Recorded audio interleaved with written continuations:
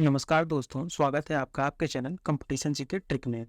दोस्तों, पिछले video lecture में हम लोग यूपी के बजट के बारे में पढ़े थे और इस वीडियो लेक्चर में हम लोग केंद्रीय बजट को पढ़ेंगे, मतलब यूनियन बजट, भारत के बजट को पढ़ेंगे।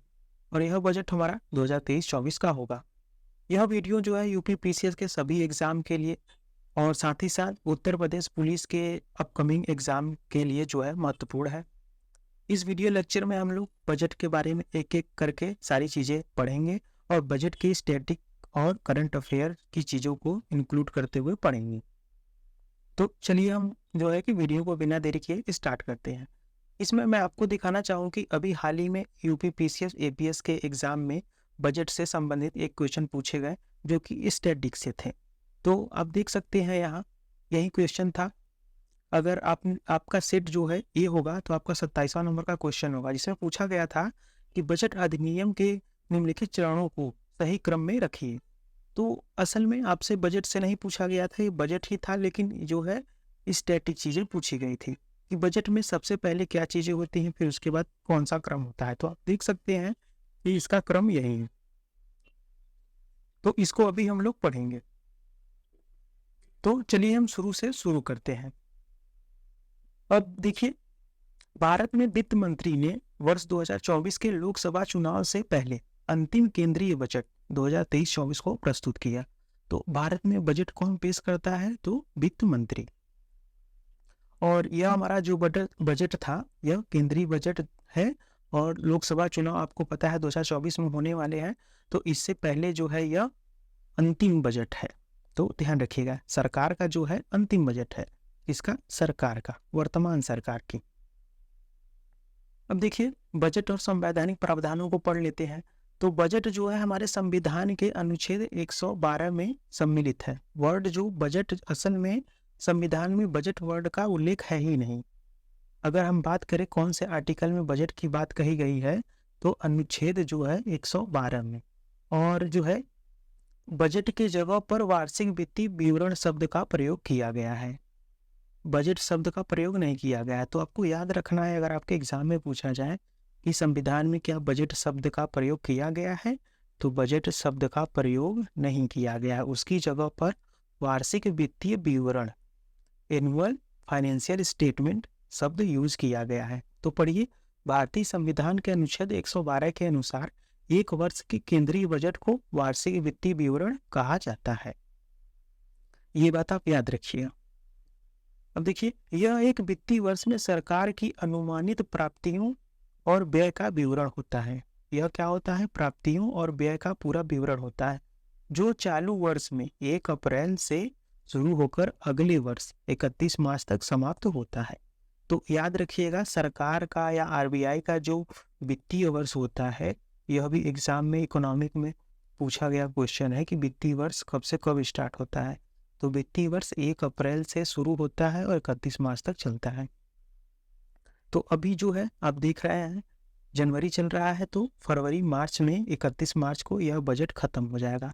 अगर गवर्नमेंट उसके आगे इसको बढ़ाना चाहती है तो जो है अलग से बजट पेश करती है, उसको अभी हम आगे पढ़ेंगे।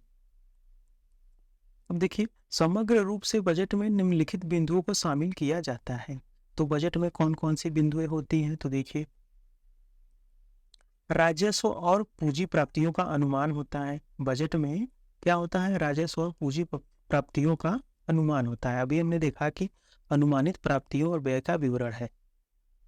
राजस्व बढ़ाने के तरीके और साधन होते हैं। व्यय का अनुमान होता है। तो देखिए, प्राप्तियों का और व्यय का अनुमान होता है। हमने यहाँ देखा कि प्राप्तियों और व्यय का यह तो विवरण है ही बजट। पिछले वित्तीय वर्ष की वास्तविक प्राप्तियों और व्यय का विवरण तथा उस वर्ष में किसी भी कमी या अधिशेष का कारण इसमें मेंशन होता है, शामिल होता है। आने वाले वर्ष की आर्थिक और वित्तीय नीति अर्थात कराधान प्रस्ताव, नई योजनाएं, परियोजनाओं की शुरुआत इसमें क्या होता है? शामिल होता है। अब आगे देखिए, बजट को जो है संसद में बजट को 6 चरणों से गुजरना होता है। तो एग्जाम में जो पूछा गया था यही 5 चरण पूछा गया था। एक और होता है जो कि विभागीय समितियों द्वारा जांच होता है। तो यह इसमें ऑप्शन मेंशन नहीं था, बाकी के जो 5 है ये इसमें क्वेश्चन में पूछे गए थे। तो पहली बात तो आपको याद रखना है कि बजट जो है संसद में 6 चरणों से गुजरता है, याद रखिएगा। सबसे पहला क्या होता है, बजट की प्रस्तुति होता है। फिर उसके बाद बजट पर जो होता है आम चर्चा होता है। चर्चा होने के बाद विभागीय समितियों द्वारा इसकी जांच की जाती है बजट की। फिर इसके बाद क्या होता है, अनुदान मांगों पर मतदान होता है, वोट होता है। फिर देखिए विनियोग विधेयक पारित करना। तो इसके बाद जब मतदान हो जाता है तो विनियोग विधेयक को पारित किया जाता है। जब विनियोग विधेयक पारित हो जाता है तो वित्त विधेयक पारित किया जाता है। तो हमारे संविधान में जो है यही 6 चरण मेंशन है कि इस 6 चरणों से कोई भी बजट जो है पास होना चाहिए। यही वाला एग्जाम में पूछा गया था। तो आप देखिए बजट अधिनियम के निम्नलिखित चरणों को सही क्रम में रखिए। तो ऐसे दिया था 5। तो सबसे पहला क्या होगा, विधायिका को प्रस्तुतिकरण। तो यही है बजट की प्रस्तुतिकरण। तो बजट जो है, बजट को विधायिका में प्रस्तुतिकरण। तो पहला हमारा 5वां हो गया। तो देखिए 3 ऑप्शन मिल रहा है, एक ही कट रहा है। फिर इसके बाद देखिए आम चर्चा है। पहला हो गया बजट पर प्रस्तुति, दूसरा हो गया आम चर्चा। फिर देखिए आम चर्चा या आम बहस, फिर पहला। फिर देखिए अगर 3 करें तब भी आपको ऑप्शन नहीं आया। फिर इसके बाद देखिए विभागीय समितियों की जांच, यह इसमें था नहीं। अगला अनुदानों पर मतदान, अनुदानों पर मतदान। तो देखिए अनुदान मांग पर मतदान, तो फिर चौथा आया। फिर देखिए 2 ऑप्शन कटा, 2 बचा। फिर इसके बाद देखिए ये तीसरा हो गया, ये चौथा, और ये पांचवा कौन सा आया, विनियोग विधेयक पारित करना। तो देखिए विनियोग विधेयक, फिर दूसरा। अगर दूसरा करेंगे तब जाके आपको ऑप्शन बी मिलेगा। इसका आंसर क्या था, बी। फिर इसके बाद देखिए छठा क्या है, वित्त विधेयक पारित करना, फिर वित्त विधेयक, लास्ट में 3। तो यह क्वेश्चन कहीं ना कहीं मीडियम टू टफ कैटेगरी का था, क्योंकि आप जो है इसमें अगर आपको स्टार्टिंग के 4 पता होते, 3 से 4, तभी आप यह क्वेश्चन का जवाब दे पाते। तो असल में क्वेश्चन कभी टफ नहीं होता, ऑप्शन टफ होता है, टफ होता है ऑप्शन। तो ध्यान रखिएगा, क्वेश्चन कहीं से भी बन सकते हैं। इसमें आप याद रखिएगा कि संसद में जो बजट है 6 चरणों से गुजरता है। अब आगे देखिए वित्त मंत्रालय के अंतर्गत आर्थिक मामले के विभाग का बजट प्रभाग बजट तैयार करने हेतु जिम्मेदार केंद्रीय निकाय है। तो मोस्ट इंपॉर्टेंट है, आप याद रखिए बजट तैयार कौन करता है। तो बजट तो संसद में तैयार, ऐसा नहीं है कि जो सांसद होते हैं वो तैयार करते हैं, नहीं। बजट जो है वित्त मंत्रालय के अंतर्गत एक विभाग होता है, आर्थिक मामले का विभाग। इसके अंतर्गत बजट प्रभाग होता है। विभाग के अंदर ध्यान रखिएगा प्रभाग। अब आप ध्यान रखिए कि मंत्रालय के अंदर विभाग होते हैं, विभाग के अंदर प्रभाग होते हैं। तो ये जो है बजट तैयार करता है, बजट प्रभाग। एग्जाम में यह पहले ही पूछा जा चुका है कि जो है कि बजट कौन तैयार करता है, तो आर्थिक मामले के विभाग द्वारा। तो ध्यान रखिएगा। अब देखिए स्वतंत्र भारत का पहला बजट कब प्रस्तुत किया गया था, तो 1947 को। आपको पता है कि 15 अगस्त 1947 को भारत आज़ाद हुआ था। तो आज़ादी के टाइम भी जो है पहला बजट प्रस्तुत किया गया था, याद रखिएगा, मोस्ट इम्पोर्टेंट। और इस बजट में अभी हम बहुत सारी चीज़ें पढ़ेंगे जो नई नई हुई हैं, बहुत नवाचार हुआ है। अमृतकाल का बजट, ये जो है 2023-24 का बजट अमृतकाल का पहला बजट है। इसको ऐसा वित्त मंत्री निर्मला सीतारमण ने कहा है। क्या कहा है, यह जो है अमृतकाल का पहला बजट है। तो ये क्वेश्चन डायरेक्ट पूछा जा सकता है आपके एग्जाम में कि अमृतकाल का पहला बजट कौन सा है। और साथ ही साथ याद रखिए जो 2023 का बजट था, यह अगर पेपरलेस की बात करें, पेपरलेस की बात करें तो यह 3rd पेपरलेस बजट था। पहला पेपरलेस बजट कब प्रस्तुत किया गया था, तो 2021 में, दूसरा 2022 में, तीसरा 2023 वर्तमान वित्तीय वर्ष का। तो याद रखिएगा दोस्तों। अब देखिए, हम सबसे पहले देखते हैं कि रुपया कहाँ से आता है और कहाँ से जाता है। जैसे भारत की मान लीजिए टोटल आय 100 रुपये है, तो 100 रुपये में पैसे कहाँ से आता है, मतलब सरकार के इनकम का सोर्स क्या है और पैसा कहाँ जाता है, सरकार खर्च कहाँ करती है। तो आता कहाँ से है, आय क्या है, और जाता कहाँ है, खर्च तो कहाँ है। तो मान लीजिए कि सरकार की टोटल इनकम 100 रुपये है, तो उसके हिसाब से आप देख लीजिए। तो 100 रुपये है, तो मान लीजिए पूरा 100 रुपये है, इनमें से 34% जो 34 रुपये है सरकार कहाँ, तो यह आता है कहाँ से, तो मतलब ये इनकम है। तो सरकार प्राप्त करती है ऋण और अन्य देयताएं से, जो ऋण वगैरह है उससे प्राप्त करती है 34 रुपये 100 रुपये में से। और देखिए 6%, 6 रुपये तो कर रहित प्राप्तियां हैं, 2 रुपये कहाँ से है, तो ऋण रहित पूंजीगत प्राप्तियां हैं, 4 रुपये सीमा शुल्क से, 17 रुपये जीएसटी से, वस्तु एवं सेवा कर, इसको जीएसटी कहते हैं, तो याद रखिएगा जीएसटी वाला। निगम कर कॉरपोरेट टैक्स से 15 रुपये प्राप्त करती है, केंद्रीय उत्पाद शुल्क से 7 रुपये और आयकर से इनकम टैक्स से 15 रुपये। तो अब यहाँ देखिए सबसे पहले क्या है, पहला है ऋण एवं अन्य देयताएं से प्राप्त करती है, फिर दूसरे नंबर पे देखिए, दूसरे नंबर पे जीएसटी है, फिर तीसरे नंबर पे आयकर भी है और निगम कर भी है। तो इसका जो है एक बार को क्रम आप भी याद रखिएगा। चौथे नंबर पे है केंद्रीय उत्पाद शुल्क, तो इसका क्रम याद रखिएगा। हो सकता है आपसे ऐसे क्रम में लगाने को पूछ लिया जाए कि रुपया कहाँ से आता है, सरकार के इनकम का मेन सोर्स क्या है, तो याद रखिएगा। अब चलिए देखते हैं रुपया कहाँ जाता है, मतलब सरकार खर्च कहाँ करती है, पाती है पैसा तो खर्च कहाँ करती है। तो देखिए फिर यहाँ मान लीजिए कि टोटल 100 रुपये है सरकार के पास, तो ध्यान दीजिए उसमें से 100 रुपये में से 20 रुपये जो है सरकार ब्याज भुगतान कर देती है। मान लीजिए कहीं से लोन सरकार ली है, उसमें 20 रुपये ब्याज दे देती है। 9 रुपये केंद्रीय प्रायोजित योजनाएं, जो सेंट्रल की स्कीम है, केंद्र सरकार कुछ ही स्कीम चलाती योजनाएं, तो 9 रुपये वहाँ खर्चा होता है। 7 रुपये सब्सिडी में, जैसे गैस सब्सिडी वगैरह सब्सिडी है। 8 रुपये रक्षा में, डिफेंस में, गोला बम बारूद खरीदने में, राफेल जेट वगैरह ये सब सुने होंगे, तो वहाँ खर्च होता है। 17 रुपये केंद्रीय क्षेत्र की योजनाओं में, जो सेंट्रल स्पॉन्सर्ड स्कीम है वहाँ खर्च होता है। कितना, 17 रुपये। अब ध्यान दीजिएगा कि यह तीसरा सबसे बड़ा है, सबसे ज़्यादा खर्च ब्याज भुगतान में हो रहा है। दूसरा खर्च हो रहा है करों एवं शुल्कों में राज्य का हिस्सा, तीसरे नंबर पे है स्कीम में। अब देखिए वित्त आयोग एवं अन्य अंतरण, वित्त आयोग जो राज्य को कहती है पैसा हस्तांतरित करो, वहाँ से 9 रुपये खर्चा हो जाते हैं, ये हमने देखा। करों एवं शुल्कों में राज्य का हिस्सा तो 18 रुपये, और अन्य व्यय है 8 रुपये। पेंशन, जो पुराने बुढ़ापे लोग हैं उनको पेंशन देती है 4 रुपये। तो ये सब है रुपया जाता है, खर्च होते हैं।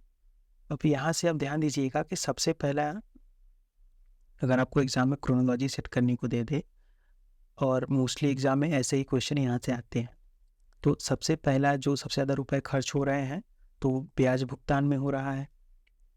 दूसरा देखेंगे करों एवं शुल्कों में राज्य का हिस्सा, दूसरा है। तीसरे नंबर पे आ रहा है केंद्रीय क्षेत्र की योजनाओं में, तीसरा नंबर। अब चौथा देखिए, चौथा हो रहा है वित्त आयोग एवं अन्य अंतरण, साथ ही साथ केंद्र प्रायोजित योजनाएं भी, ये सेम नंबर पे है। उसके बाद जो है डिफेंस है 5वें नंबर। तो याद रखिएगा मोटा मोटा स्टार्टिंग के 4 तो याद रखिए, ब्याज भुगतान, करों एवं शुल्कों में राज्य का हिस्सा और केंद्र क्षेत्र की योजनाएं, ये याद रखिए।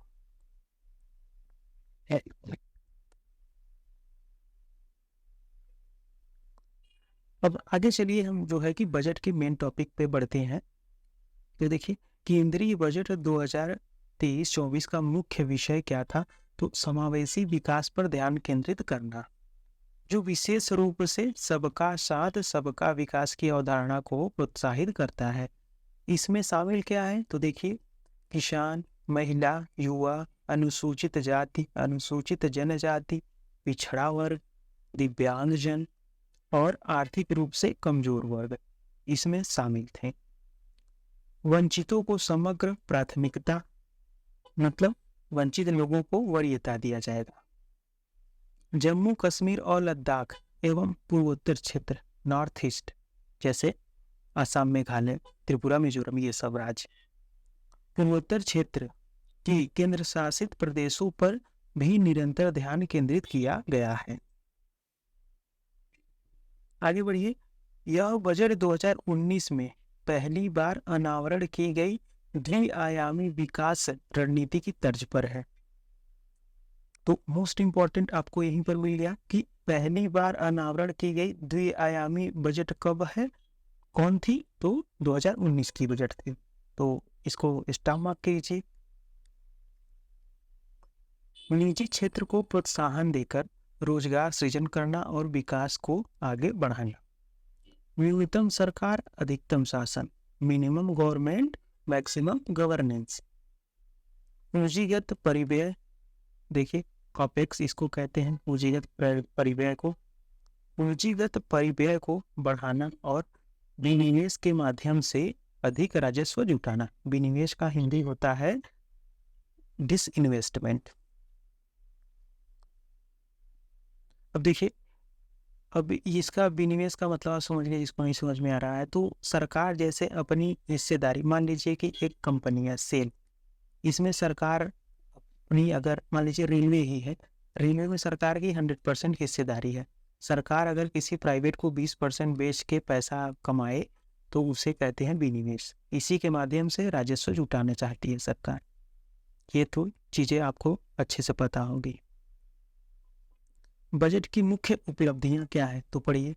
अब इस बजट में नया क्या है हर साल से, तो देखिए इसमें क्या है, नई आयकर व्यवस्था में बदलाव। इस बार के बजट में जो है आयकर स्लैब में बदलाव किया गया है। छूट की सीमा में, स्लैब टैक्स में।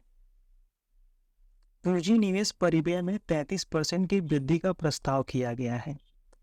इसे बढ़ाकर 10 लाख करोड़ रुपए पिछले एक दशक में सबसे अधिक किया गया है। अब आगे देखिए, सीमा शुल्क में परिवर्तन किया गया है। जैसे मोबाइल फोन निर्माण, झींगा हेतु खाद्य आदि के लिए कुछ निविष्टियों के आयात में कमी और सिगरेट, सोने की वस्तुएं, यौगिक रबड़ आदि के आयात में वृद्धि। तो कुल मिला के जैसे जो गैर जरूरी चीजें हैं, सिगरेट तो जरूरी है नहीं, सोना का जो है व्यापार जरूरी है पर गरीब के लिए तो नहीं है, तो ऐसी चीज़ों पे जो है आयात में वृद्धि कर दिया गया है। और जो है कुछ ऐसी चीज़ों में जैसे खाद्य है चीज़ें हैं, मोबाइल फ़ोन है, इसमें कमी किया गया है आयात में। देखिए, रेलवे के लिए पूंजी परिव्यय को बढ़ाकर, अब तक का सर्वाधिक, मोस्ट इम्पॉर्टेंट, अब तक का सर्वाधिक 2.4 लाख करोड़ रुपए किया गया।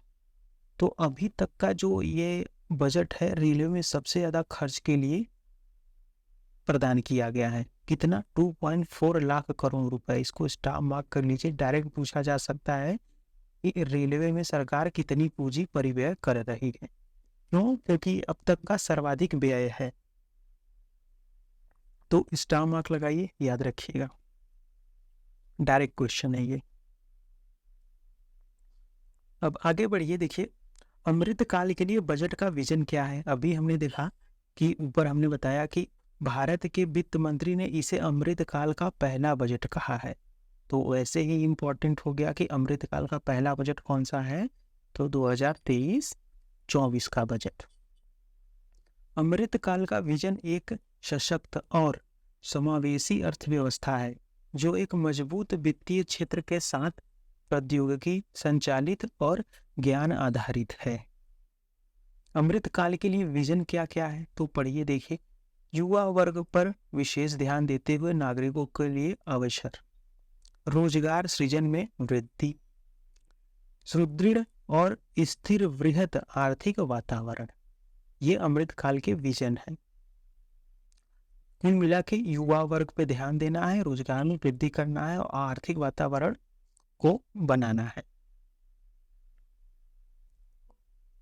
देखिए, बजट में इंडिया एट द रेट 100 तक पहुंचने से पहले जो भारत जो है 100 साल पूरे आज़ादी के 100 साल पूरा करने से पहले 4 परिवर्तनकारी अवसरों की पहचान करना है। तो भारत जो है अपनी आज़ादी का 100वां साल कब पूरा करेगा? तो 2047 में। तो कह रहा है कि इससे पहले पूरा होने से पहले स्वयं सहायता समूहों के माध्यम से महिलाओं का आर्थिक सशक्तिकरण करना है। किसका? महिलाओं का आर्थिक सशक्तिकरण। पीएम विश्वकर्मा कौशल सम्मान, जिसे पीएम विकास योजना कहते हैं, तो डायरेक्ट यह क्वेश्चन हो सकता है। आप याद रखिए कि पीएम विकास क्या है? पीएम विश्वकर्मा कौशल सम्मान। मिशन मोड में पर्यटन को बढ़ावा। इंडिया में पता है कि टूरिज्म के लिए बहुत सारी जगह है, इसको बढ़ावा दे के अपना रोजगार में वृद्धि करना, रोजगार बढ़ाना, इकोनॉमी में वृद्धि करना और देश दुनिया में भारत की पहुंच पकड़ को मजबूत करना। हरित विकास चौथा है हमारा, हरित विकास। यही जो है 4 परिवर्तनकारी अवसर की पहचान करना है भारत के लिए। गो ग्रीन की तरफ बढ़ना।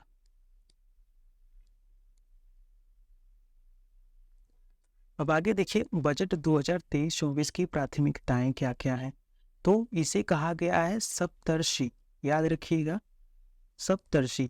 डायरेक्ट पूछा जा सकता है कि सप्तर्षि बजट में क्या है। तो 7 प्राथमिकताएं हैं।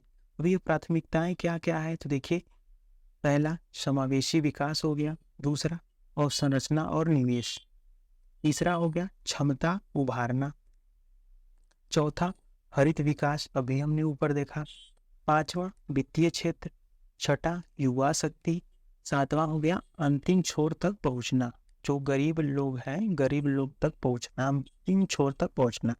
यही है अमृत काल, इसी को कहा जा रहा है अमृत काल। तो ये सातों बातें आप याद रखिए, इसे कहते हैं सप्तर्षि। आगे बढ़िए। अब इसमें देखिए समावेशी विकास, जो प्राथमिकता 1 है उसके बारे में देखिए। तो समावेशी विकास में किस किस चीज का समावेशी विकास या किस प्रकार का? तो देखिए, ग्रामीण घरों को 9 करोड़ पेयजल कनेक्शन। तो इस साल का 2023 और 24 के बजट में सरकार ने टारगेट सेट किया है। तो ये सब टारगेट है, ध्यान रखिएगा। आपको याद रखना है, एग्जाम में डायरेक्ट पूछा जा सकता है कि निम्नलिखित में से 2023-24 के बजट में सरकार ने कितना टारगेट रखा है पेयजल कनेक्शन के लिए ग्रामीण घरों में। तो आपको ऑप्शन में 9 करोड़ लगाना है। ऐसे ही देखिए, एसबीएम के तहत 11.7 करोड़ पारिवारिक शौचालय बनाए गए। तो स्वच्छ भारत मिशन के तहत जो है 11.7 करोड़ पारिवारिक शौचालय बनाए गए हैं। उज्ज्वला के तहत, आपको पता है उज्ज्वला योजना के तहत जो है ग्रामीण घरों में गैस कनेक्शन प्रोवाइड कराती है सरकार। तो उज्ज्वला के तहत 9.6 करोड़ एलपीजी कनेक्शन, 102 करोड़ व्यक्तियों के लिए 220 करोड़ कोविड टीके।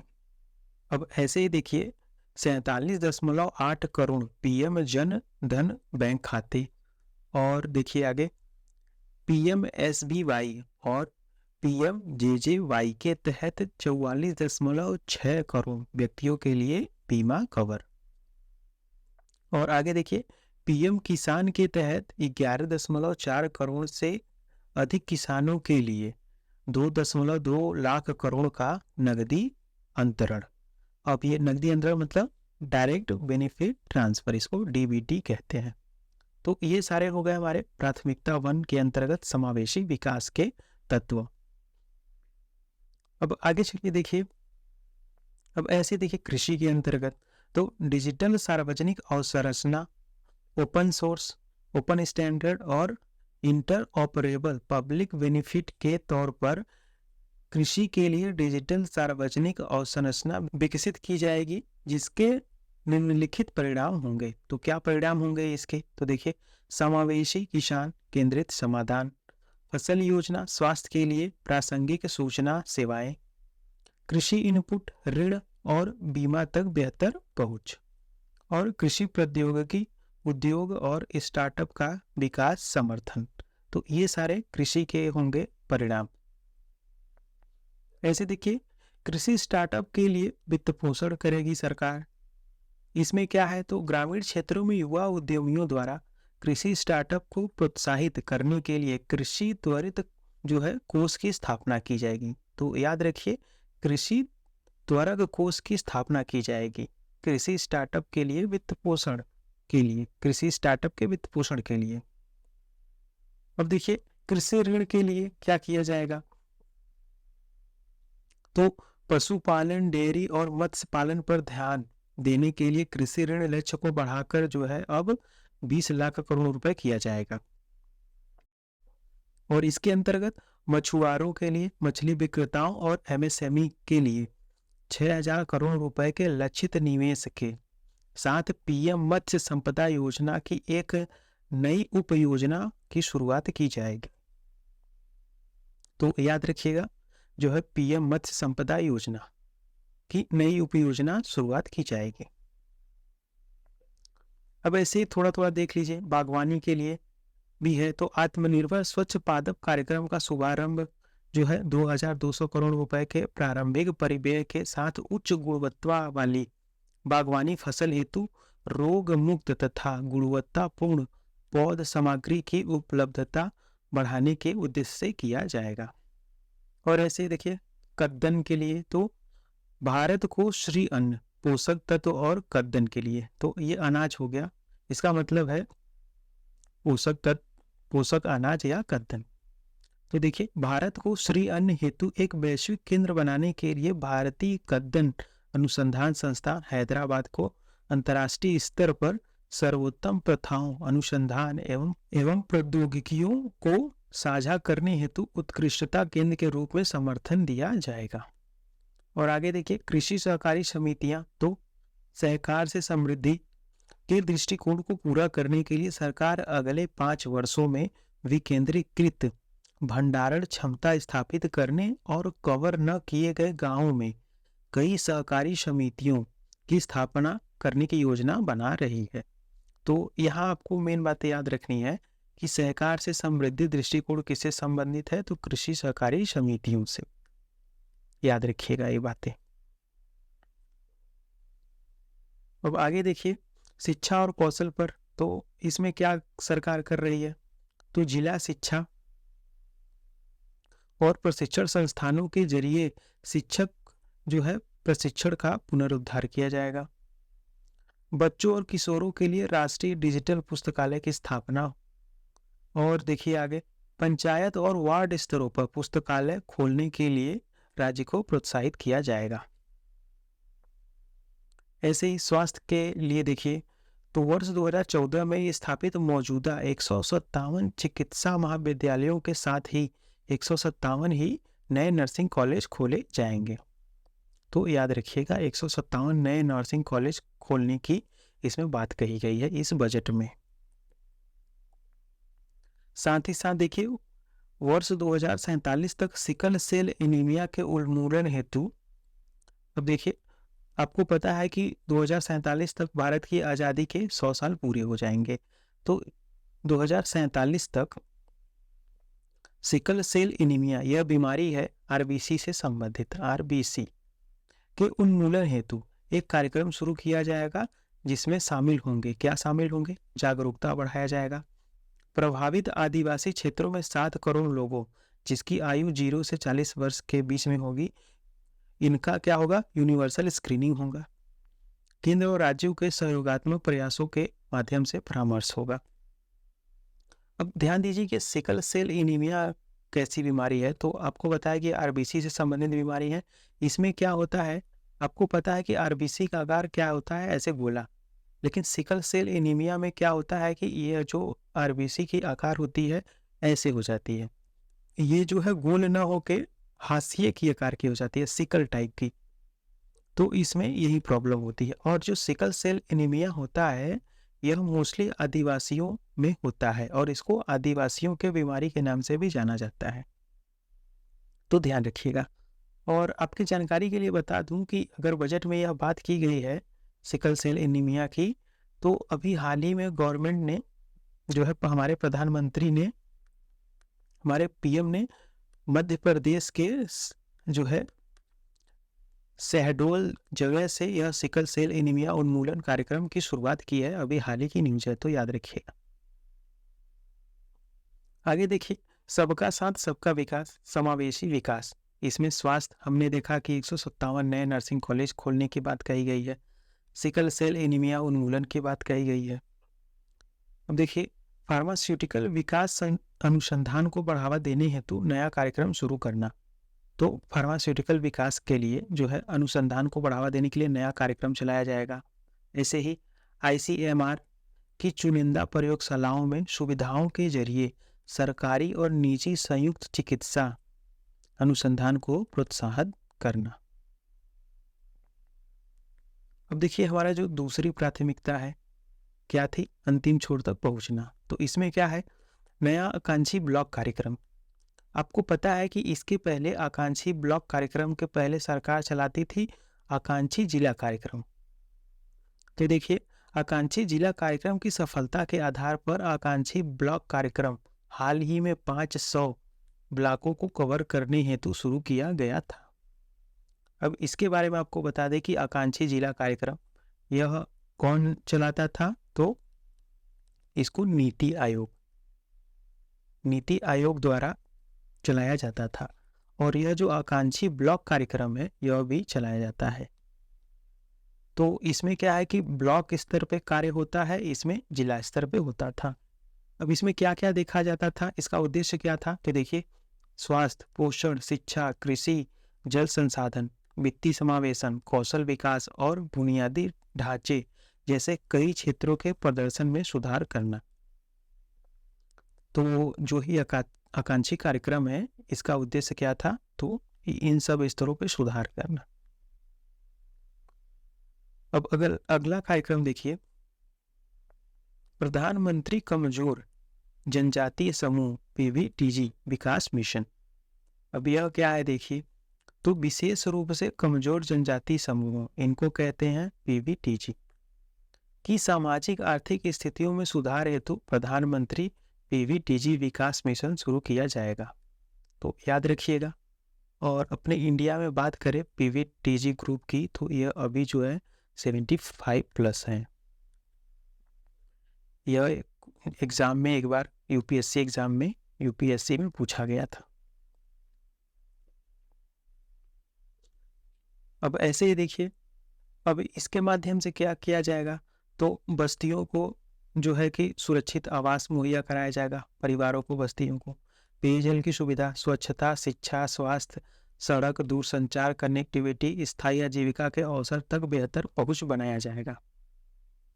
अब देखिए, अनुसूचित जनजातियों के लिए विकास कार्यक्रमों के तहत अगले 3 सालों में मिशन लागू करने के लिए 15,000 करोड़ रुपए की राशि उपलब्ध कराई जाएगी।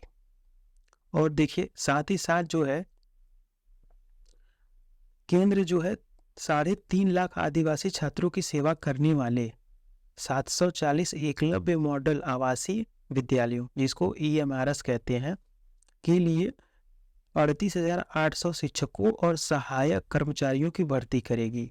अगर आपको पता होगा, अभी कुछ दिन पहले EMRS में लगभग 5,000+ सीटों पर वैकेंसी आई थी, जिसमें कि टीचरों की और सहायक कर्मचारियों की भर्ती हुई थी। तो आपको पता होना चाहिए कि अभी भरने हैं सरकार को 38,800, लेकिन अभी सरकार ने खाली 5,000 जो है भर्ती निकाली है। तो अभी इन फ्यूचर आने वाले टाइम में अभी और वैकेंसी EMRS में आएगी, तो आप ध्यान रखिएगा। आगे देखिए, तो अभी हमने देखा अंतिम छोर तक पहुंच वाले में क्या होगा, तो प्रधानमंत्री PVTG विकास मिशन शुरू करेगी सरकार। कर्नाटक में सूखा प्रभावित क्षेत्रों में धारणीय सूक्ष्म सिंचाई हेतु वित्तीय सहायता प्रदान करेगी। 740 एकलव्य आदर्श आवासीय विद्यालयों के अधिकाधिक शिक्षकों की भर्ती करना। ये देखिए इंपॉर्टेंट है, प्राचीन पांडुलिपियों के डिजिटलीकरण के लिए भारत श्री की स्थापना। तो ध्यान रखिएगा। तो अभी हमने कर्नाटक में सूखा प्रभावित क्षेत्रों में देखा, तो यहाँ देखिए सूखाग्रस्त क्षेत्रों के लिए जल। तो कर्नाटक में सूखाग्रस्त मध्य क्षेत्रों में ऊपरी भद्रा परियोजना को स्थायी सूक्ष्म सिंचाई प्रदान करने और पीने के पानी के लिए भूमिगत वाटर टैंकों को भरने हेतु 5,300 करोड़ रुपए की केंद्रीय सहायता दी जाएगी। तो याद रखिएगा। दूसरी बात जियोग्राफी के लिए अब याद रखिएगा कि ऊपरी भद्रा परियोजना कहाँ है, तो कर्नाटक में है। किसके लिए है, तो सिंचाई और पेयजल के लिए। अब देखिए अन्य पहल भी कुछ हैं। तो प्रधानमंत्री आवास योजना के परिव्यय को 66% से बढ़ाकर देखिए 79,000 करोड़ रुपए से अधिक किया जा रहा है।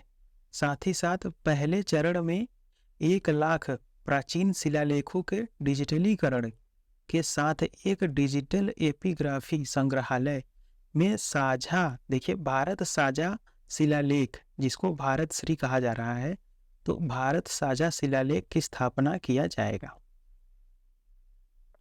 कुल मिलाकर आप याद रखिए कि भारत साझा शिलालेख या जो भारत श्री योजना के तहत क्या कार्य कर रही है गवर्नमेंट, तो जो प्राचीन शिलालेखों के हैं, प्राचीन शिलालेख, उनका डिजिटलीकरण किया जा रहा है, याद रखिएगा। अब देखिए अगला हमारा आ गया प्राथमिकता 3, इसमें अवसंरचना और निवेश। तो देखिए इसमें क्या है, अवसंरचना हेतु पूंजीगत व्यय में वृद्धि। तो क्या हुआ, तो पूंजीगत निवेश परिव्यय लगातार तीसरे वर्ष बढ़ा है, जो 33% बढ़कर 10 लाख करोड़ रुपए हो गया है, जिसमें यह सकल घरेलू उत्पाद का 3.3% हो गया है। प्रभावी पूंजीगत व्यय का बजट जो है, प्रभावी पूंजीगत व्यय का बजट 13.7 लाख करोड़ रुपए है, जो सकल घरेलू उत्पाद का 4.5% है। ऐसे ही देखिए पूंजीगत निवेश हेतु राज्य सरकारों को सहायता। तो इसमें क्या है, सरकार ने अवसंरचना में निवेश को बढ़ावा देने और उन्हें पूरक नीतिगत कार्यों के लिए प्रोत्साहित करने हेतु राज्य सरकारों को 50 वर्ष के ब्याज मुक्त ऋण को 1 और वर्ष के लिए जारी रखने का फैसला किया है। तो आपको याद रखना है कि एक एक्स्ट्रा वर्ष जो है राज्य सरकारों को दिया गया है। इसके लिए जो है अब 1 साल बढ़ा है तो कुछ ना कुछ व्यय बढ़ेगा। तो इसमें जो है व्यय कितना बढ़ा केंद्र का, तो 1.3 लाख करोड़ रुपए। ऐसे ही रेलवे में देखिए, तो रेलवे के लिए 2.4 लाख करोड़ रुपए का पूंजी परिव्यय प्रदान किया गया। अब देखिए यह अब तक का सबसे अधिक परिव्यय है, जो वर्ष 2013-14 में किए गए परिव्यय का लगभग 9 गुना अधिक है। तो आप समझ रहे हैं 2013-14 से क्यों कंपैरिजन किया है, क्योंकि वर्तमान गवर्नमेंट जो है 2013-14 में ही बनी थी। तो गवर्नमेंट कह रहे हैं कि हमारे गवर्नमेंट जो में यह जो परिव्यय है 9 गुना अधिक हो चुका है। तो आपको याद रखना है कि जो अभी रेलवे का जो बजट है पूरा, वो कितना है, 2.4 लाख करोड़ रुपए, और यह अब तक का सबसे अधिक परिव्यय है। रेलवे के इतिहास का अब तक का सबसे बड़ा जो है यह परिव्यय है। यह बात याद रखिए, एग्जाम में डायरेक्ट पूछे जाएंगे।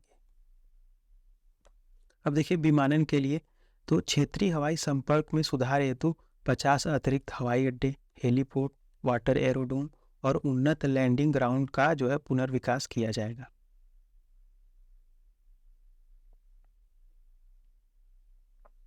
साथ ही साथ देखिए अन्य जो है परिवहन परियोजनाएं भी सरकार चला रही है।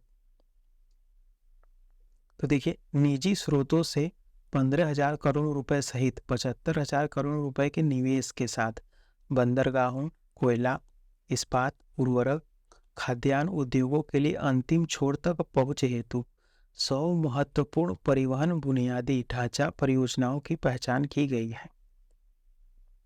तो सरकार कह रही है कि निजी क्षेत्रों से हम जो है इसमें 15,000 करोड़ रुपए जुटाएंगे और सरकार उसमें 75,000 करोड़ रुपए का निवेश करके ये सब बंदरगाह ये सब वगैरह बनाएगी। साथ ही साथ देखिए यह लाइन इंपॉर्टेंट है, तो प्राथमिकता प्राप्त क्षेत्र के लिए ऋण की उपलब्धता हेतु एक शहरी अवसंरचना विकास निधि, तो याद रखिए शहरी अवसंरचना विकास निधि, urban infrastructure development fund UIDF की स्थापना की जाएगी। तो याद रखिए शहरी अवसंरचना विकास निधि की स्थापना की जाएगी। एक नई संस्था सरकार बनाने जा रही है। अब ये क्या है प्राथमिकता प्राप्त क्षेत्र, तो इसको PSL कहते हैं, पब्लिक सेक्टर लैंडिंग। इसमें कृषि, शिक्षा, आवास वगैरह आते हैं। अब देखिए, अब इसके लिए सरकार क्या कर रही है, इस उद्देश्य के लिए वार्षिक आधार पर 10,000 करोड़ रुपए आवंटित किए जाएंगे। और जो ये एजेंसी होगी शहरी अवसंरचना विकास निधि, इसका प्रबंधन कौन करेगा, तो राष्ट्रीय आवास बैंक, याद रखिएगा। अब देखिए, अभी हमने पढ़ा कि पूंजीगत निवेश परिव्यय 33% से बढ़ाकर 10 लाख करोड़ करना है और 50 वर्ष तक ब्याज रहित ऋण जारी रखना। रेलवे में जो है 2.4 लाख करोड़ रुपए है और अब तक का उच्चतम पूंजीगत परिव्यय है ये। ऐसे ही 100 परिवहन और संरचना बनाना, ये सारी चीजें हमने देखा। अब आगे देखिए, प्राथमिकता 4 में देखिए तो क्षमता को उजागर करना। अब अगला हमारा है प्राथमिकता 4, क्षमता को उजागर करना। तो देखिए, अनुपालन को कम करना और जन विश्वास विधेयक। सरकार जो है क्या कर रही है कि अनुपालन को कम करना और जन विश्वास विधेयक लाएगी। इसमें क्या करेगी, तो इसमें जो 3,400 से अधिक कानूनी प्रावधानों को गैर अपराधीकृत किया गया है। और देखिए, 42 केंद्रीय अधिनियमों में संशोधन के लिए जन विश्वास विधेयक पेश किया गया है। तो कुल मिला के ये कहना चाह रहा है कि जो फालतू के हमारे कानून हैं जो कि बहुत ज़्यादा बर्डन है, जैसे कि अभी आपने हाल ही में सुना होगा कि IPC और CRPC में सरकार जो है संशोधन करके इसमें बदलाव की है, संशोधन की है। अंग्रेजों के टाइम के ये सारे कानून थे, अभी वर्तमान में यह जो है इंडिया में लागू कुछ होते हैं नहीं होते हैं, तो सरकार जो है इसे अपने जो है वर्तमान में फ्रेंडली बनाने के लिए, जन फ्रेंडली बनाने के लिए संशोधन की है, जिससे कि लोगों में जो है कि विधेयक में, कानून में विश्वास बढ़े। तो इसके लिए सरकार जो है 42 केंद्रीय अधिनियमों में संशोधन की है, यही बात है। AI के लिए उत्कृष्टता केंद्र, तो देखिए, make AI in India and make AI worker for India के विजन को साकार करने के लिए शीर्ष शैक्षणिक संस्थाओं में आर्टिफिशियल इंटेलिजेंस के लिए 3 उत्कृष्टता केंद्र स्थापित किए जाएंगे। तो यही सब है। अब इससे फायदा क्या होगा, तो कृषि, स्वास्थ्य और स्थायी शहरों में अनुसंधान, अत्याधुनिक प्रयोगों को विकसित करने और बेहतर समाधान पेश करने में अग्रणी उद्योगों के अभिकर्ता महत्वपूर्ण भूमिका निभाएंगे। अब ऐसे ही देखिए, राष्ट्रीय डेटा शासन नीति, इसमें क्या है, तो स्टार्टअप और शिक्षाविदों द्वारा नवाचार एवं अनुसंधान की सुविधा के लिए एक राष्ट्रीय डेटा शासन नीति लाई जाएगी जो अज्ञात डेटा तक पहुंच को सक्षम करेगी। अब देखिए, डेटा शेयरिंग के लिए डिजिटल लॉकर, तो आप डिजिटल लॉकर के बारे में अच्छे से जो है भली भांति परिचित होंगे। ऐसे ही विवादों का समाधान, इसके लिए विवाद से विश्वास। अब एक बार को आपको यह पता होना चाहिए कि UPPCS के प्री में एग्जाम में पूछा गया कि विवाद से विश्वास योजना किसके लिए है, तो बस एक शब्दों में था कि MSME के लिए है, तो याद रखना है आपको। तो ये असल में यह जो MSME में विवाद है उसके निपटान के लिए, तेजी से निपटान के लिए अब बनाया गया था। आगे देखिए, ई-न्यायालय, तो न्याय में प्रभावी प्रशासन के लिए ई-न्यायालय का तीसरा चरण शुरू किया जाएगा। तो यह भी जो है कि न्याय में प्रभावी प्रशासन के लिए। अब देखिए, 5G प्रौद्योगिकी, तो इंजीनियरिंग संस्थाओं में 5G सेवाओं का उपयोग कर अनुप्रयोगों को विकसित करने के लिए 100 प्रयोगशालाएं स्थापित की जाएंगी ताकि अवसरों, व्यापार मॉडल और रोजगार की संभावनाओं की एक नई श्रृंखला को साकार किया जा सके। तो इसके लिए जो है 5G टेक्नोलॉजी का यूज किया जाएगा। और भी 5G टेक्नोलॉजी का यूज है, तो जैसे प्रयोगशालाओं में स्मार्ट क्लासरूम, सटीक खेती, इंटेलिजेंट जो है ट्रांसपोर्ट सिस्टम और हेल्थ केयर ऐप जैसे एप्लीकेशन की सुविधा होगी। तो ये सारी है। अब चलिए, अगली हमारी प्राथमिकता 5 जो है हरित विकास, इसके बारे में देखिए।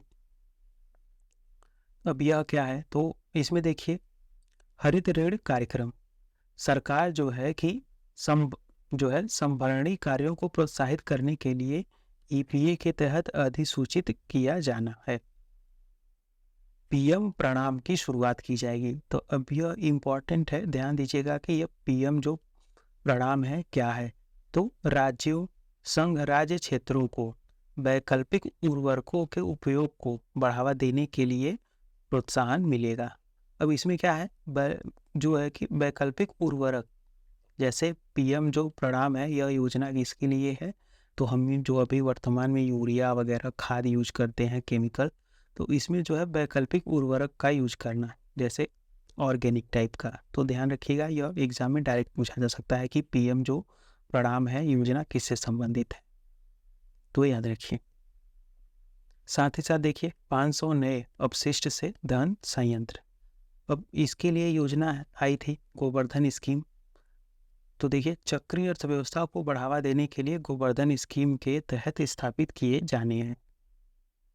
तो याद रखिएगा गोवर्धन स्कीम जो है अपशिष्ट से धन संयंत्र बनाने का यह स्कीम है। साथ ही साथ देखिए संभरणी परितंत्र विकास, इसमें क्या है, तट रेखा के साथ साथ मैनग्रोव पौधारोपण के लिए मिस्टी की शुरुआत। अभी एक अलग स्कीम है मिस्टी स्कीम, तो यह किसके लिए है, तो मैनग्रोव के लिए है। आगे चलिए, आर्द्र भूमियों के इष्टतम उपयोग के लिए अमृत धरोहर का कार्यान्वयन। तो यहाँ आपको 3 याद रखना है, एक मिस्टी स्कीम मैनग्रोव के लिए है, गोवर्धन स्कीम अपशिष्ट से धन बनाने के लिए है, और जो है पीएम प्रणाम वैकल्पिक उर्वरक के लिए। अन्य और कुछ भी हैं, देख लीजिए। तो किसानों को प्राकृतिक कृषि अपनाने में सहयोग देने के लिए 10,000 बायो इनपुट संसाधन केंद्रों की स्थापना, बैटरी ऊर्जा भंडारण प्रणालियों को बढ़ावा, ऊर्जा दक्ष परिवहन के लिए तटीय नौवहन को बढ़ावा, पुराने प्रदूषणकारी वाहनों को बदलने के लिए निधियों का आवंटन। अब यह स्कीम आप ध्यान रखिएगा कि जो पुराने प्रदूषणकारी वाहन हैं, जो 15 साल पुराने डीजल इंजन है उसको हटाने के लिए गवर्नमेंट ने ऐसा कहा है। अब कुछ एक्स्ट्रा है, देख लीजिए। राष्ट्रीय हरित हाइड्रोजन मिशन, अब यह क्या है, तो राष्ट्रीय हरित हाइड्रोजन मिशन के लिए 19,700 करोड़ रुपए आवंटित किए गए हैं, ताकि अर्थव्यवस्था को कम कार्बन तीव्रता में परिवर्तित करने, जीवाश्म ईंधन के आयात पर निर्भरता को कम करने तथा देश को इसके उभरते हुए क्षेत्र में प्रौद्योगिकी और बाजार का नेतृत्व करने के लिए तैयार किया जा सके। लक्ष्य क्या है, तो देखिए 2030 तक 5 MMT के वार्षिक उत्पाद तक पहुंचने का लक्ष्य है। अब देखिए गोवर्धन योजना, तो अभी हमने देखा यहाँ पर गोवर्धन स्कीम। तो अब गोवर्धन स्कीम का फुल फॉर्म पहले आप समझिए क्या है। तो इसका फुल फॉर्म जो है क्या है, galvanising organic bio agro resources धन, यह योजना है। क्योंकि अगर आपने अभी एपीएस का पेपर देखा होगा, एपीएस का यूपीपीसीएस ने अभी एक पेपर कंडक्ट कराया एपीएस का, उसमें जो है कि 4 से 5 क्वेश्चन फुल फॉर्म से पूछे गए, 4 से 5। तो हो सकता है आपको गोवर्धन स्कीम का यहाँ फुल फॉर्म पूछ ले, तो galvanising organic bio agro resources धन इसका फुल फॉर्म है। इसका काम क्या है, तो अपशिष्ट से आमदनी बनाना। तो इसके बारे में पढ़िए। तो चक्रीय अर्थव्यवस्था को बढ़ावा देने के उद्देश्य से गोवर्धन नामक योजना के तहत 10,000 करोड़ रुपए के कुल निवेश के साथ 500 नए अपशिष्ट से आमदनी संयंत्र स्थापित किए जाएंगे। देखिए प्राकृतिक और बायोगैस का विपणन कर रहे सभी संगठनों के लिए 5% का कंप्रेस्ड बायोगैस अधिशेष भी लाया जाएगा। अब ऐसे ही देखिए भारतीय कृषि खेती जैव इनपुट अनुसंधान केंद्र, तो सरकार जो है बना रही है। देखिए सरकार अगले 3 वर्षों में 1 करोड़ किसानों को प्राकृतिक खेती अपनाने के उद्देश्य से प्रोत्साहित कर रही है और उनकी सहायता करेगी।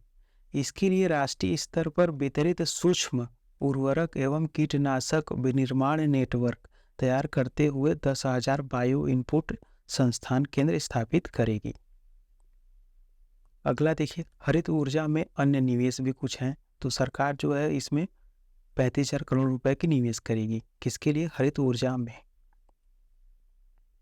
अब इसका उद्देश्य क्या है? तो देखिए ऊर्जा संक्रमण और शुद्ध शून्य उद्देश्यों तथा ऊर्जा सुरक्षा की दिशा में प्राथमिकता के लिए जो है पूंजी निवेश। आगे बढ़िए। अब अगला हमारा देखिए प्राथमिकता है युवा शक्ति। इसमें क्या है? तो अमृत पीढ़ी का सशक्तिकरण। जो युवा शक्ति है इसको नाम दिया गया है अमृत पीढ़ी का सशक्तिकरण। इसमें क्या है? तो प्रधानमंत्री कौशल विकास योजना, ये जो है प्रधानमंत्री कौशल विकास योजना, इसका ये चौथा चरण है। इसमें क्या है?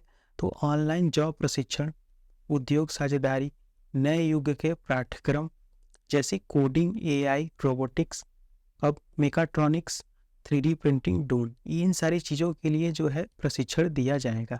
किसके तहत? प्रधानमंत्री कौशल विकास योजना, इसका ये चौथा चरण है। ऐसे ही देखिए स्किल इंडिया डिजिटल प्लेटफॉर्म, यह भी सरकार स्टार्ट की है। इसमें क्या है? मांग आधारित औपचारिक कौशल वर्धन और सक्षम करने, कौशल वर्धन सक्षम करने, MSME सहित नियोक्ताओं के साथ जोड़ने और उद्यमिता योजनाओं की सुलभता सुगम करने के लिए डिजिटल तंत्र का विस्तार किया जाएगा। स्किल इंडिया डिजिटल प्लेटफॉर्म, इसका नाम ही है स्किल इंडिया डिजिटल प्लेटफॉर्म। तो इसमें डिजिटल तंत्र का विस्तार किया जाएगा। साथ ही साथ देखिए राष्ट्रीय प्रशिक्षु प्रोत्साहन योजना भी सरकार चलाएगी। इसका काम क्या होगा? तो 3 सालों में 47 लाख युवाओं को स्टाइपेंड दिया जाएगा। पर्यटन को बढ़ावा दिया जाएगा। जो है 50 चुने हुए पर्यटनों को, घरेलू और विदेशी पर्यटकों के लिए संपूर्ण पैकेज के रूप में विकसित किया जाएगा। राज्यों की राजधानियों में यूनिटी मॉल की स्थापना किया जाएगा। तो आपको पता है लखनऊ में यूनिटी मॉल का निर्माण किया जा रहा है। इसका फायदा क्या है? तो एक जिला एक उत्पाद, GI उत्पाद और अन्य हस्तशिल्प उत्पादकों की बिक्री को बढ़ावा मिलेगा इससे। तो ये सारी बातें आपको याद रखना। अब ऐसे ही देखिए वित्तीय क्षेत्र में, तो इसमें क्या होगा? राष्ट्रीय वित्तीय सूचना रजिस्ट्री की स्थापना सरकार करेगी। इससे फायदा क्या होगा? ऋण देने में दक्षता लाया जाएगा, वित्तीय समावेशन होगा और वित्तीय स्थिरता को बढ़ावा मिलेगा।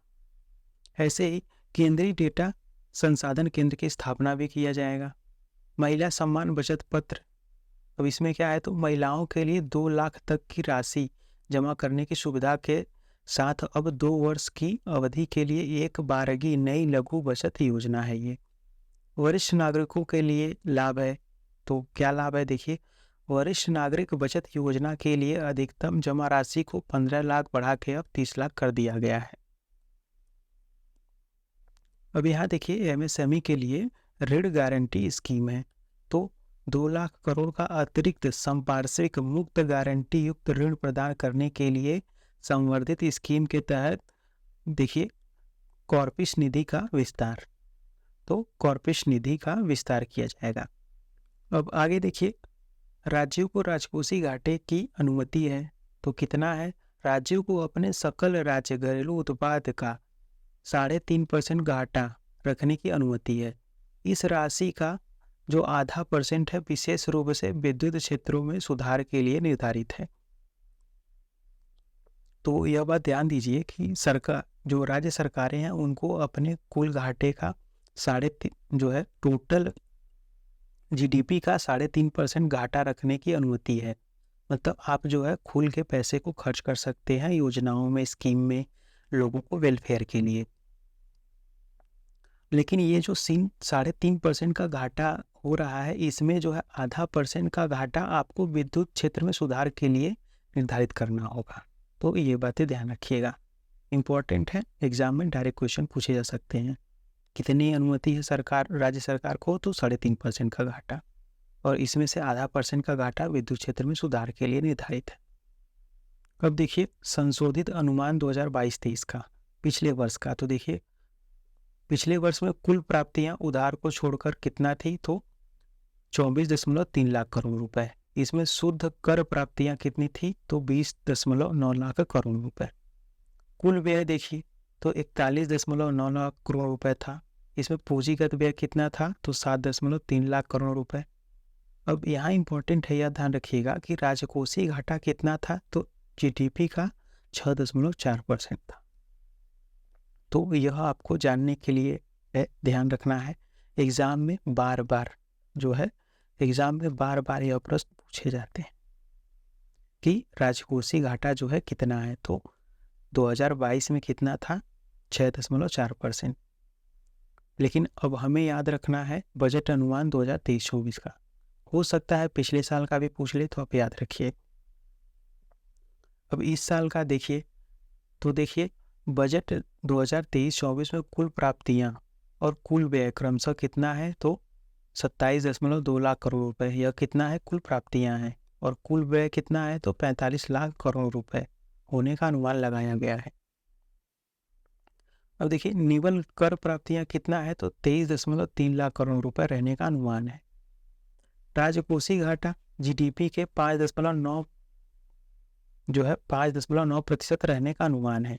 तो अभी हमने ऊपर देखा कि जो 2022 में घाटा था वो 6.4% था, लेकिन सरकार 2023 में अनुमान लगाई है कि यह 5.9% रहेगा।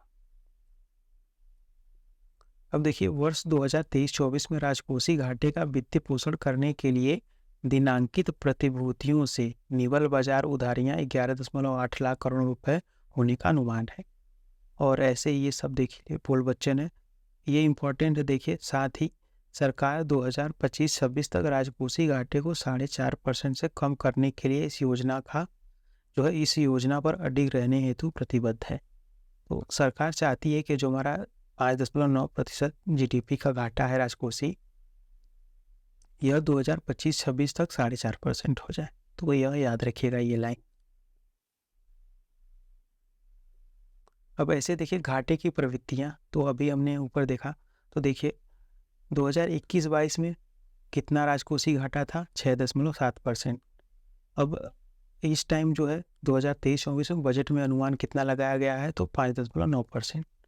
तो आप देख सकते हैं कि अगर यह पूछा जाएगा कि पिछले 5 सालों में लगातार घटी है, तो बात सही है। राजस्व घाटा देखिए पहले 4.4% था, अभी 2.9%, ऐसा अनुमान है। ऐसे ही प्राथमिक घाटा देख सकते हैं 2.3% है और प्रभावी राजस्व घाटा 1.7% है। तो ये चारों चीजें आपको पता होनी चाहिए।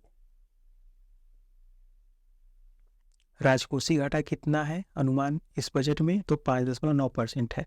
राजस्व घाटा कितना है? तो 2.9% है। प्राथमिक घाटा 2.3% है और प्रभावी राजस्व घाटा कितना है? तो 1.7% है। ध्यान रखिए। अब देखिए वर्तमान में और जो प्रस्तावित कर दरें हैं, तो सरकार ने, अभी हमने ऊपर पढ़ा था स्टार्टिंग में कि सरकार ने जो है टैक्स में कुछ रिफॉर्म किए हैं, उसके जो स्लैब है, टैक्स के स्लैब, उसमें बदलाव किए हैं। तो वर्तमान में जो आय का स्लैब है, टैक्स का स्लैब ये है, और प्रस्तावित जो है आय स्लैब है ये है। तो अभी ध्यान दीजिएगा, अगर किसी व्यक्ति का 3 लाख रुपए तक का आय होगा, अगर किसी का आय 3 लाख रुपए तक का है, तो उसको शून्य टैक्स देना पड़ता है। अभी तक ये था 2.5 लाख रुपए, सरकार ने अब 3 लाख कर दिया है। अगर 3 लाख से 6 लाख रुपए के बीच में होगा तो उसे 5% देना होगा। 6 लाख से 9 लाख रुपए होगा तो उसे 10% देना होगा। 9 से 12 लाख होगा तो 15%। 12 से 15 लाख रुपए उसका सालाना, ध्यान रखा है सालाना है ये, सालाना होगा तो उसे 20% देना होगा। और अगर 15 लाख रुपए से अधिक होगा, इससे ऊपर, तो उसको 30% देना होगा। 15 लाख से ऊपर चाहे जितना हो। तो ध्यान रखिएगा, यह पहले भी उतना ही था और अभी भी उतना ही है। तो कुल मिला के यह जो टैक्स स्लैब है आम जनता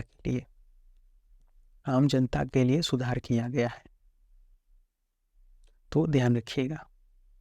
बाकी के आप देख लीजिए, अप्रत्यक्ष कराधान के लिए भी कुछ है प्रावधान।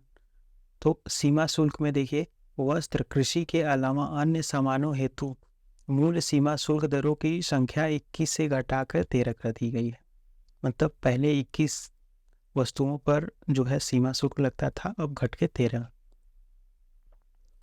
अब देखिए, निर्दिष्ट सिगरेट पर राष्ट्रीय आपदा आकस्मिक शुल्क कितना लगाया जाता था? 16% की वृद्धि की गई है अभी वर्तमान में। शुल्क में वृद्धि, सोने और प्लेटिनम से बनी वस्तुओं के शुल्क में वृद्धि की गई है। चांदी के डोर बार वस्तुओं के आयात शुल्क में वृद्धि की गई है। शुल्क में छूट किस में दिया गया है? तो देखिए, मिश्रित संपीड़ित प्राकृतिक गैसों में निहित संपीड़ित बायोगैस, इसको कंप्रेस्ड बायोगैस CNG। अब देखिए, परीक्षण एजेंसियों जो परीक्षण और प्रमाणन हेतु वाहनों, ऑटोमोबाइल उपकरण, घटकों, उप प्रणालियों और टायरों का आयात करती है, उसमें छूट दिया गया है।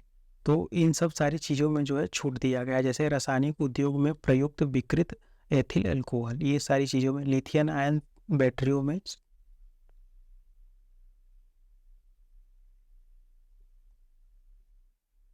अब चलिए हम दोस्तों देख लेते हैं कि प्रत्यक्ष कर प्रस्ताव क्या है। तो जो प्रत्यक्ष करों पे क्या क्या सरकार ने प्रस्ताव रखा है, तो देखिए, MSME और पेशेवर के लिए तो सूक्ष्म उद्योगों और पेशेवरों के लिए प्रकल्पित कराधान की सीमाओं को क्रमशः 3 करोड़ रुपए और 75 लाख रुपए तक बढ़ाया जाएगा।